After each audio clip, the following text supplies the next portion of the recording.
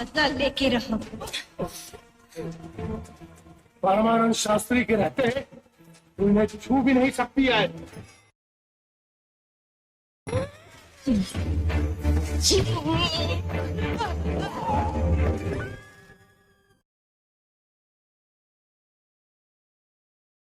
भाई लोग नमस्कार प्रणाम। आप लोग के फिर से एक बार स्वागत है सचिन भोजपुरी इंटरटेनमेंट चैनल पर।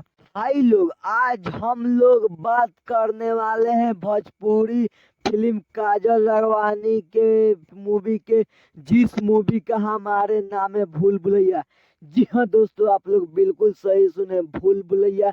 ये मूवी बहुत ही मस्त और जबरदस्त मूवी होने वाला है दोस्तों। इस मूवी में हीरोइन के बात करते, हीरोइन है काजल राघवानी और रितु सिंह और हीरो है गौरव झा। दोस्तों इस मूवी की स्टोरी के बात करते, ये मूवी में रितु सिंह के शादी हो जाता है गौरव झा के। ये भूल भुलैया मूवी, ये काजल राघवानी अपने दम पर ये भी मूवी बनाई है। ये मूवी बहुत ही जबरदस्त और मस्त होने वाला है।